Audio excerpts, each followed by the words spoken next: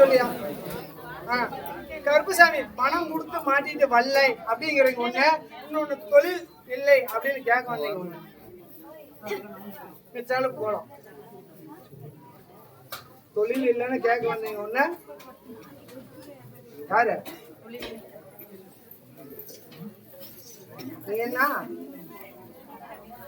அத நான் அப்படின்னு கூப்பிடுறேன். யோசியும் பாப்பியா நீ? சோழி பார்த்து சொல்லுவியா 4 பேர்த்துக்கு? வாக்கு கொடுத்தா சொல்லுவியா? சொல்றேன் சாமி.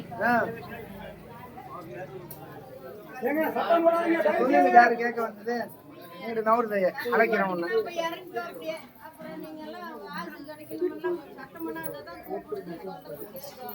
உன்னுடைய குடும்பத்தை பார்த்தேன், உன்னுடைய மக்களை பார்த்தேன், உன்னுடைய தொழில் அறிஞன் கருப்பசாமி உத்தரவிட்டு இன்னைக்கு எல்லாம் தொழிலும் முடக்கடி.